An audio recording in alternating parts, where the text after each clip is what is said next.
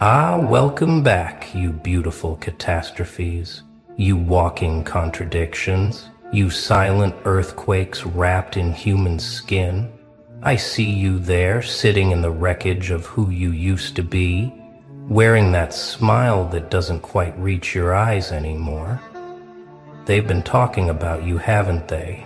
Oh yes, the whispers never stopped.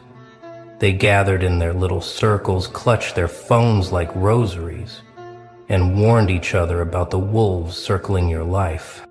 They pointed fingers at the obvious threats, the visible predators, the ones who bared their teeth in broad daylight.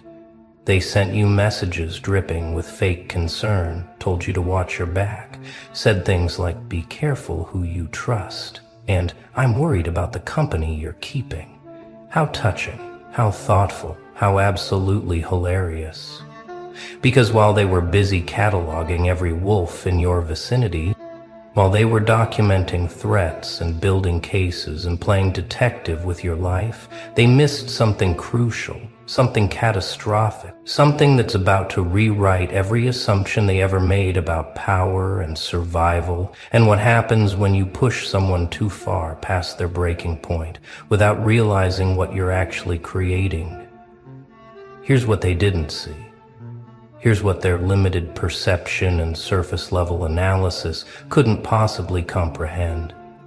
While they were focused on the wolves, the ones who growled and snapped and made their intentions obvious, they completely failed to notice that you weren't running from the pack. You weren't the prey in this scenario, desperately trying to escape with your life intact. No. Something far more interesting was happening. Something that didn't fit their narrow understanding of victim and predator dynamics. You see, they thought the wolves were your problem, your threat, your imminent destruction. They watched you navigate that dangerous terrain and assumed you were barely surviving, clinging to hope, praying for rescue. But what they couldn't see, what their microscopes and surveillance and obsessive monitoring completely missed, was that there was something standing behind you the entire time. Not protecting you in the way they'd understand protection, not swooping in to save you from the wolves. Something far more terrifying than that. Something ancient and patient and impossibly powerful. Something that was never worried about the wolves, because wolves are prey to what stands behind you. Something that's been watching this whole situation unfold with the kind of amusement an apex predator feels when it sees lesser creatures fighting over scraps. They worried about wolves while a dragon learned your name. They panicked about minor threats while you were being forged in fire they couldn't even perceive. They tried to warn you about dangers they could identify, while you were making pacts with forces they didn't know existed. And now that the smoke is clearing and the battlefield is visible, now that everyone can see what actually happened during those years they spent analyzing the wrong threats, they're starting to realize their mistake. But it's too late, isn't it? Because you're not who they thought you were. You never were. The person they were trying to protect, the victim they cast you as in their narrative, that person never existed except in their limited imagination. What actually exists, what's been real this entire time, is so far beyond their comprehension that even now, even with all the evidence right in front of them, they still can't fully process what they're looking at. They see the aftermath and they can't connect it to the cause because the cause operates on a frequency they've never tuned into. They're still talking about wolves, still convinced that was the story, while you're standing in the ruins of their understanding, with smoke curling from your lips and eyes that reflect something they've spent their whole lives pretending doesn't exist. Let me paint you the real picture. The one their cameras never captured. For years, literal years, they documented your struggles, They screenshot your pain, archived your vulnerable moments, collected evidence of your suffering like it was currency. Every time you stumbled, every time the wolves got close, every moment of weakness or fear or desperation, they were there, recording, analyzing, whispering to each other in group chats about how worried they were, how they saw this coming, how they always knew you were in over your head.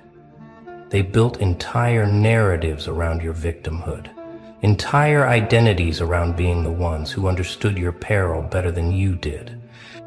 They warned you about this person in that situation, pointed out red flags like they were planting them themselves, created a whole ecosystem of concern and surveillance and judgment disguised as care.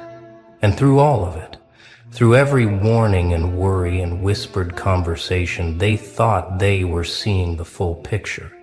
They thought their analysis was complete. They thought they understood the game being played. But they were watching a stage play while a war was being waged in dimensions they couldn't access. They were reading the surface while novels were being written in your blood and bone and transformation. They counted wolves while you were becoming something those wolves would run from in absolute terror. The wolves were real, don't misunderstand. The threats they identified, the dangers they cataloged, those existed. There were people circling your life with bad intentions, situations that could have destroyed you, moments where survival seemed unlikely at best. They weren't wrong about that part.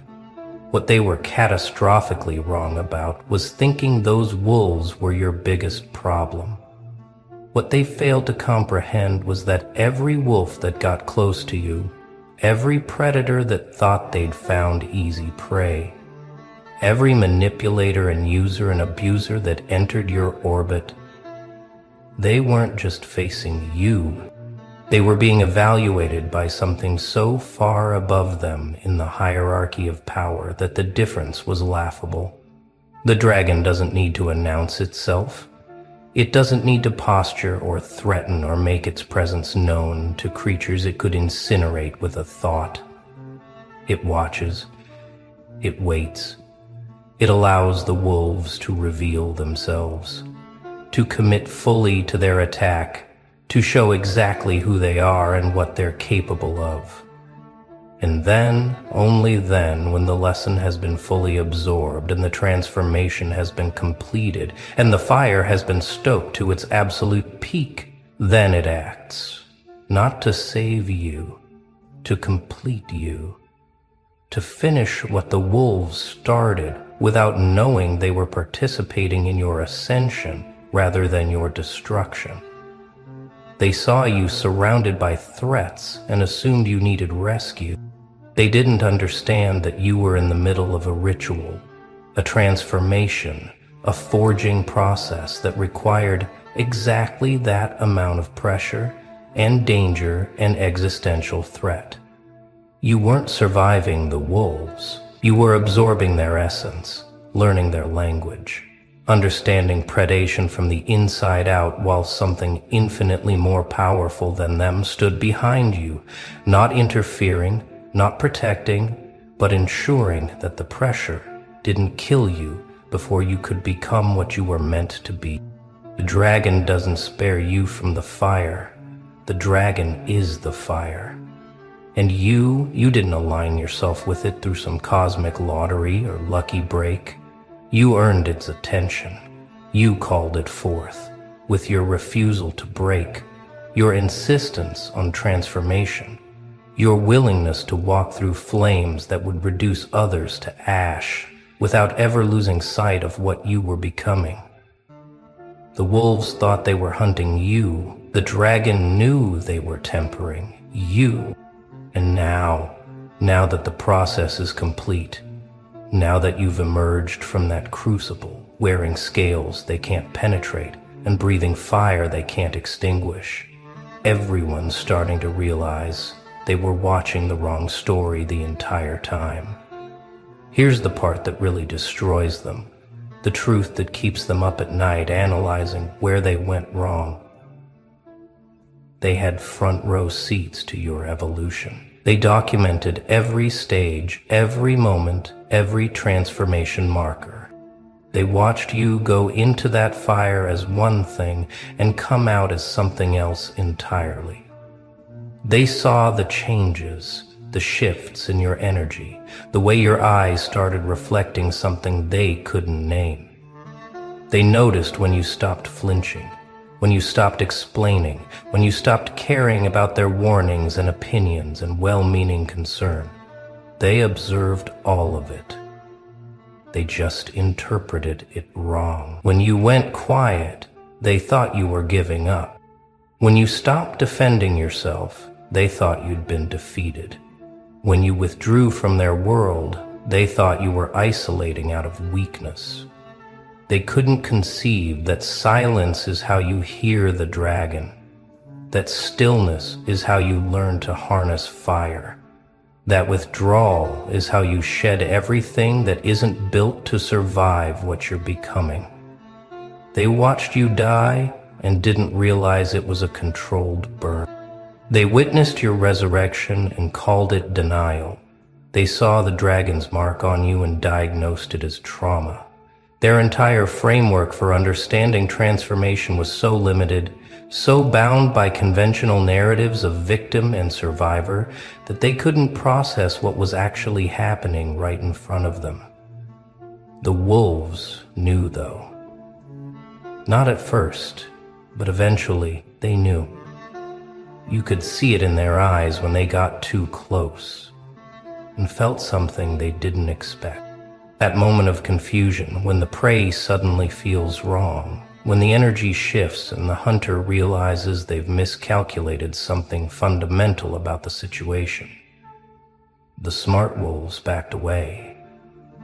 They sensed what was behind you, even if they couldn't see it, felt the heat even if they couldn't identify the source, understood on some primal level that continuing this hunt would be the last mistake they ever made.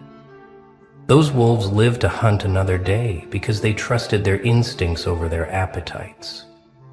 But the arrogant ones, the ones convinced of their own dominance, the ones who mistook your stillness for weakness and your silence for surrender, those wolves learned the hard way what happens when you threaten something the dragon has claimed. Not as a possession, understand, but as a work in progress, as an investment, as something being shaped for purposes beyond the wolves' comprehension. Those wolves don't tell stories anymore. They don't issue warnings. They're cautionary tales whispered by other predators, legends about what happens when you push too far, when you mistake evolution for vulnerability, when you try to devour something that's being forged in fire beyond your ability to withstand. Your observers, your concerned watchers, your well-meaning analysts, they're going through something right now, a crisis of understanding, because their entire narrative just collapsed. Every assumption they made, every prediction they offered, every warning they issued, all of it was based on a fundamental misreading of the situation. They thought they were watching a tragedy. They were actually witnessing an origin story. They thought they were documenting your decline. They were recording your ascension. They prepared eulogies while you were building empires in dimensions they couldn't access. And now they're left holding all this evidence of their own blindness, all these receipts of their limitations, all this proof that whatever framework they were using to understand power and transformation and survival was catastrophically incomplete. Some of them are angry, convinced you deceived them somehow, that you hid the dragon deliberately to make them look foolish, as if you owed them accurate maps to your transformation, as if your evolution required their understanding or approval. Others are in denial, still convinced that the wolves are the real story, that this dragon thing is a metaphor or exaggeration or some kind of cope you're using to process trauma. Let them think that. Let them maintain their limited worldview for as long as they can. The truth doesn't need their acceptance to be true.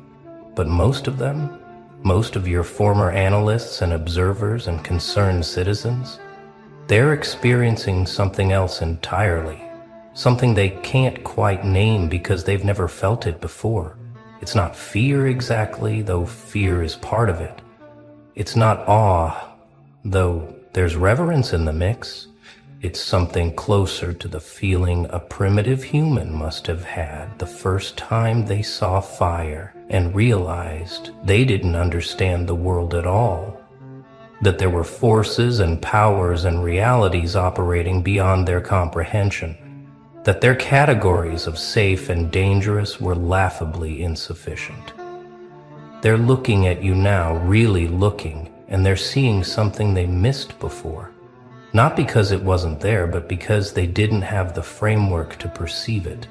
They're seeing the scales beneath your skin, the smoke in your breath, the way space bends slightly around you like reality itself is accommodating something that doesn't quite fit in 3 dimensions. They're noticing how other predators react in your presence now, the way threats evaporate before they fully form, how situations that should be dangerous somehow resolve in your favor without you even trying. They're watching you move through the world with a confidence they can't explain, because it's not human confidence. It's not built on ego or bravado or fake it till you make it energy. It's the certainty of something that knows exactly what it is and what it's capable of, and doesn't need to prove anything to anyone, because proof is for creatures that operate on doubt and fear. Let's talk about that moment, that specific moment when everything shifted. You remember it, don't you? When the last wolf lunged and something inside you didn't flinch. When the final threat materialized and instead of fear, you felt curiosity. When the worst case scenario they'd all been predicting finally arrived and you just smiled.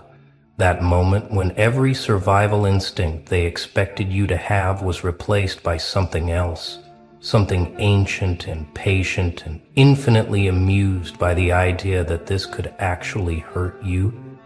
That's when you felt it for the first time, consciously felt it, the presence that had been there all along. The weight behind you, the heat at your back, the knowledge that whatever was coming, you weren't facing it alone. Not because someone was going to save you, but because you'd become something that didn't need saving.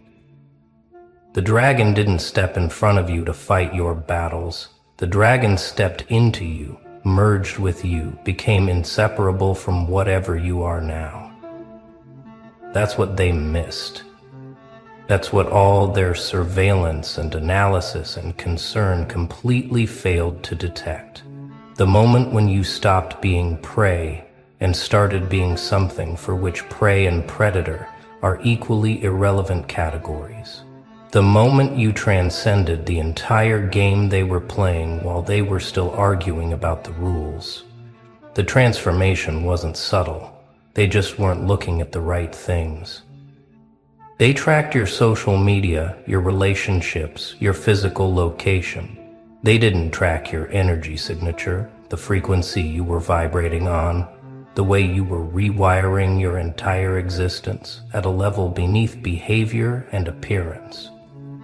They counted your wins and losses by their metrics, measured your progress by their milestones, evaluated your healing using their rubrics. Meanwhile, you were operating on an entirely different axis, moving through dimensions they couldn't access, building power structures and territories they didn't know existed. Every time they checked on you, you seemed smaller, quieter, more withdrawn. They interpreted that as decline. It was actually compression, pressure, the tightening that happens before the explosion, the stillness before the emergence. They were watching a cocoon and getting worried that you'd stopped moving, not understanding that metamorphosis requires absolute stillness. that what was happening inside was so complete and fundamental that movement would have interrupted the process and created something incomplete. You weren't stuck, you were transforming. And transformation at that level, the kind that rewrites your entire existence, that doesn't happen on surfaces where observers can track it. That happens in the fire, in the dark, in the spaces between what you were and what you're becoming, where dragons wait to see if you're worthy of wings. They worried about wolves while you learned to breathe fire. While they were cataloging threats and building cases and creating safety plans for dangers they could identify, you were in intensive training with forces they didn't believe existed. Every wolf that attacked you wasn't a crisis, it was a lesson. Every betrayal wasn't a setback, it was curriculum. Every moment they worried you wouldn't survive was actually a test you were passing at levels they couldn't measure. The dragon doesn't teach through comfort. It doesn't train through encouragement and positive reinforcement. It throws you into the fire and watches to see what you do. It surrounds you with wolves and observes how you move. It strips away everything comfortable and safe and certain, and then asks, without words, what are you now? What do you become when everything you thought defined you is gone? When every crutch is kicked away and every safety net is burned, and you're standing alone in the flames with nothing but your own essence to sustain you. That's when you find out what you really are. That's when the dragon reveals itself. Not as external presence, but as what you've been all along. Dormant, waiting, requiring exactly this level of pressure and pain and transformation to awaken fully. They saw your struggle. They didn't see your education. They witnessed your suffering. They missed your graduation. Now comes the part they truly can't handle.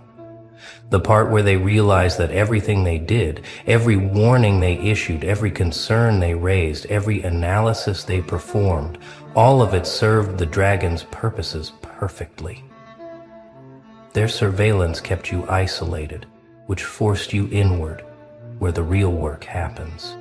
Their doubts about your choices pushed you to trust yourself more deeply than you ever had before. Their warnings about the wolves made you more aware, more strategic, more conscious of how predation actually works.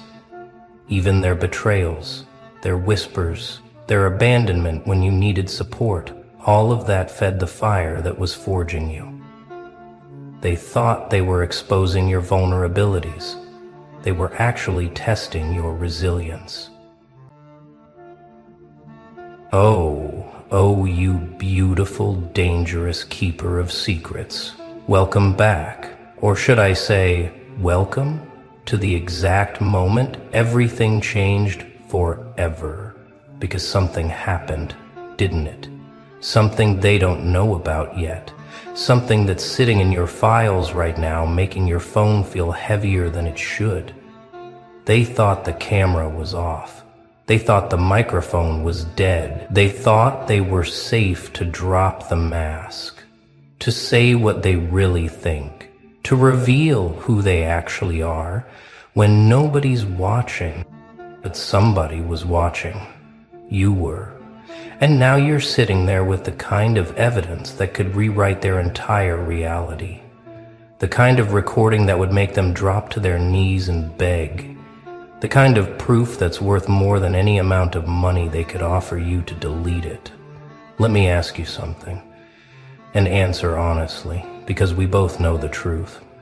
When you realized it was recording, when you saw that little red dot still glowing, when you heard their voice coming through crystal clear, saying things they swore they'd never said, what did you feel first? Was it shock? Was it validation? Or was it that cold, quiet power that comes from finally holding the truth in your hands after months or years of being called crazy, dramatic, too sensitive, a liar? Because here's what they don't understand yet. Here's what's keeping them up at night, even though they don't know why. Yeah, their subconscious whispering warnings their ego refuses to hear. You're not the same person anymore. You're not the one who used to scramble for proof, who used to doubt your own memory, who used to think maybe, just maybe, you imagined it all. No, no, no. Now you're the one with the cards. Now you're the one with the leverage. Now you're the one they should have been nice to, should have told the truth to, should have respected when they had the chance. And the recording sitting in your possession right now, it's not just evidence anymore. It's a nuclear option. It's a life sentence they don't know they're serving yet. It's the end of their carefully constructed narrative and the beginning of your vindication. They're walking around right now thinking they got away with it, thinking their secrets are safe, thinking they controlled the story successfully. Meanwhile, you're holding the unedited director's cut of their downfall. And every time your phone buzzes, every time you scroll past their name, every time you see them performing their fake personality for the world, you know something they don't. You know the recording exists. You know what they said. You know who they really are. And that knowledge, that beautiful, terrifying knowledge, it's changed you in ways they'll never understand until it's too late. You move differently now, don't you? You talk differently. You smiled. Because you're not arguing anymore. You're not explaining anymore. You're not defending your truth anymore. You're just waiting, watching, holding the grenade with the pin already pulled, deciding when and if you'll ever let it drop. They wanted to make you look insane. You've got the footage of them admitting their manipulation. They wanted to convince everyone you were lying. You've got the audio of them confessing the truth. They wanted to destroy your reputation. You've got the evidence that would obliterate theirs into dust so fine it would take archaeologists centuries to find the pieces. Do you understand the position you're in right now? Do you comprehend the sheer magnitude of power sitting in your camera roll, disguised as a regular video file? This isn't just about revenge, though, let's be honest, that thought has crossed your mind approximately 7,000 times since you realized what you had. This is about justice. This is about truth. This is about the moment when reality stops being negotiable and starts being undeniable. Because see, they built their entire existence on controlling the narrative, on making sure their version of events was the only version anyone ever heard, on silencing you through gaslighting, intimidation, social pressure, making you question your own sanity. But recordings don't gaslight. Video doesn't manipulate. Audio doesn't lie. And now you're holding the one thing they can't talk their way out of, can't charm their way past, can't manipulate into submission. You're holding the truth. And the truth, my friend, the truth is absolutely terrifying to people who've been lying for so long they forgot what reality looks like. So right now, in this exact moment, you're standing at a crossroads that most people never reach. The intersection of justice and mercy, of truth and consequence, of your pain and their panic. And they don't even know the crossroads exists yet. They don't know you're deciding their fate while they're out there living their lives, posting their fake smiles, spreading their false narratives, sleeping peacefully in beds they made from lies. But soon, oh soon they'll know. Soon they'll feel that shift in the air, that change in your energy, that quiet confidence that comes from someone who doesn't need to argue anymore. Because they have proof. Soon they'll realize something's different about you. Soon they'll start to panic. And when they do, when that fear finally creeps into their chest and they start asking themselves, what does this person know? What do they have? What if there's proof? That's when the begging begins. That's when the phone calls start. That's when the messages flood in. That's when they'll offer you anything, everything, just to make that recording disappear, just to make you delete what you know, just to go back to the time when their lies were safe. But here's the thing they still haven't figured out, the thing that's going to haunt them for the rest of their existence. You don't need their money. You don't need their apologies. You don't need their promises or their tears or their desperate attempts to rewrite history one more time. Because you already have something more valuable than anything they could ever offer. You have the truth. And the truth, once captured, once recorded, once saved in multiple locations because you're not stupid enough to keep only one copy, the truth is priceless. The truth is power. The truth is the weapon they handed you the moment they thought nobody was watching.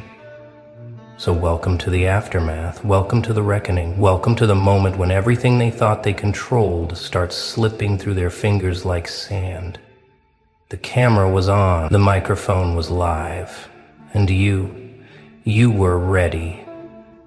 Let's talk about what happened to you the moment you realized what you had. Not physically, we'll get to the panic they're about to experience in a minute, but what happened inside you, in that space between your thoughts where truth lives before language tries to capture it.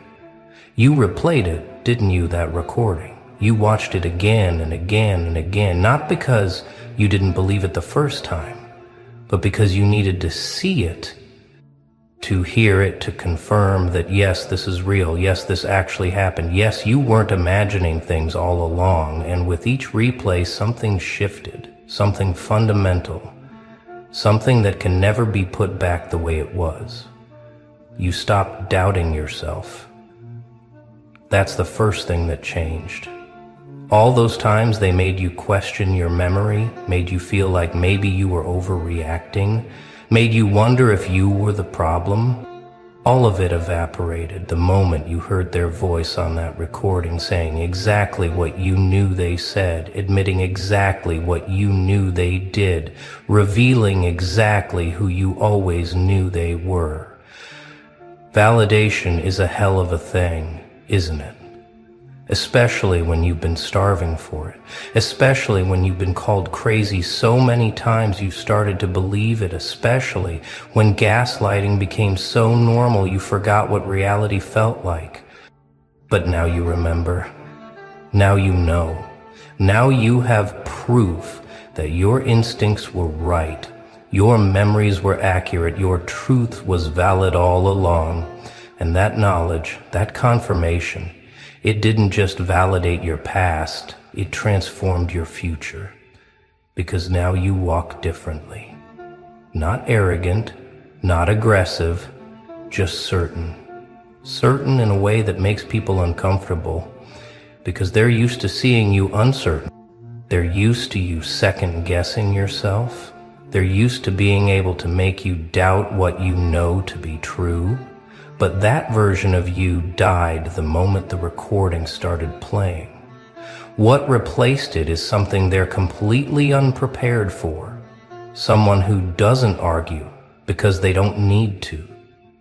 Someone who doesn't explain because the evidence speaks louder than any explanation ever could. Someone who doesn't engage with their manipulation because manipulation only works on people who don't have proof. You have proof, and proof changes everything. It changes how you stand when they walk in the room. It changes how you respond when they try their usual tactics. It changes the entire power dynamic they spent so long constructing in their favor. Suddenly, you're not the one scrambling to prove anything. You want to be proved? Suddenly, you're not the one who needs to be believed. Suddenly, you're the one holding all the cards while they're still playing with the fake deck they've been using to cheat this whole time. Do you feel it? That shift, that quiet, unshakable confidence that comes from knowing You're no longer operating on faith or memory or gut feeling. You're operating on hard evidence. Documented, time-tampered, undeniable. They can't tell you it didn't happen that way. They can't say you're remembering wrong. They can't convince others you're lying. Because you have it, right there, crystal clear. Their voice, their words, their truth. The truth they tried so hard to hide. And here's what's beautiful about this moment. What's absolutely poetic about your current position. They taught you to collect evidence. They forced you into this position every time they lied to your face, then denied it later. Every time they said one thing and did another. Every time they made you feel insane for trusting your own memory. They were training you to document everything, to save everything, to keep everything just in case. They created this situation. They made you careful. They made you thorough. They made you the kind of person who keeps their phone recording just a little longer than necessary. Who saves messages before they can be deleted. Who doesn't trust words anymore but requires proof. They did this. They built the trap they're about to walk into. And now they're going to blame you for it, call you manipulative for recording them, act like you're the villain for catching them in their lies, pretend like you somehow violated them by documenting their violations. But we both know the truth. You wouldn't have needed to record anything if they hadn't made lying their primary language. You wouldn't have needed proof if they hadn't spent so much time making you doubt reality. You wouldn't be in this position if they had just been honest. If they had just been decent. If they had just treated you with the basic respect of telling the truth. But they didn't. So here we are. Here you are, holding the recording that proves everything. And here they are, walking around completely unaware that their entire carefully constructed facade is about to crumble. Because you haven't told anyone yet, have you? You haven't shared it. You haven't posted it. You haven't sent it to all the people they convinced you were wrong. Not yet. You're holding it close, keeping it safe, waiting for the right moment, or maybe just waiting to decide if there will be a right moment at all. And that patience, that restraint, that ability to hold power without immediately wielding it, that's what separates you from them. They would have used it immediately, weaponized it instantly, burned everything down without a second thought, because that's what people who operate from manipulation do. They strike fast and hard because they know their window of power is limited. But you're different. You're not operating from manipulation. You're operating from truth. And truth doesn't have a time limit. Truth doesn't expire. Truth can wait. So you're waiting, watching, observing them continue to lie, continue to perform, continue to build their false narrative higher and higher, not realizing they're making the false so much worse. Every lie they tell now is another piece of evidence. Every false story they spread is another thing the recording will contradict. Every person they convince of their version is another person who will feel betrayed when the truth comes out. They're building your case for you, brick by brick, lie by lie, and you're just documenting it all, adding it to the file, strengthening the evidence, making it more and more impossible for them to talk their way out when the moment finally comes. If it comes. Because here's the thing they really don't understand. The thing that would terrify them if they knew. You don't actually need to release the recording to win. Just having it, just knowing it exists, just carrying that knowledge changes everything. It changes how you see them. It changes how you interact with them. It changes your entire relationship to their manipulation. They can't hurt you the same way anymore. They can't gaslight you. They can't make you doubt yourself. Because every time they try, you just remember the recording. You hear their voice admitting the truth. You see the evidence that proves you right. and suddenly their manipulation has no power. Suddenly their lies bounce off you like rain off glass. Suddenly you're untouchable, not because you're using the recording as a weapon, but because you're using it as armor, as proof to yourself that you're not crazy, as evidence that your reality is valid, as confirmation that you were right all along. Now let's shift perspective for a moment. Let's crawl inside their head and see what's brewing there, what's starting to bubble up from their subconscious into their waking thoughts, what's keeping them up at 3 a.m., even though they don't know why yet. Something's off. They can feel it. You're different. You're acting strange. You're too calm, too quiet, too knowing. They can't put their finger on it, can't articulate what's changed, but something definitely has, and it's making them nervous. Because people who manipulate for a living, they develop this sixth sense for when their control is slipping, when someone sees through them, when the game is changing, and you, my friend, you are giving off every signal that the game has changed. You're not arguing anymore. That's the first thing they noticed. Used to be they could push your buttons, get you emotional, make you defend yourself, make you explain, make you prove your truth over and over until you were exhausted. But now you just smile. Now you just nod. Now you just let them talk themselves into corners while you sit back and watch. And that's unsettling to them, because manipulators need reaction.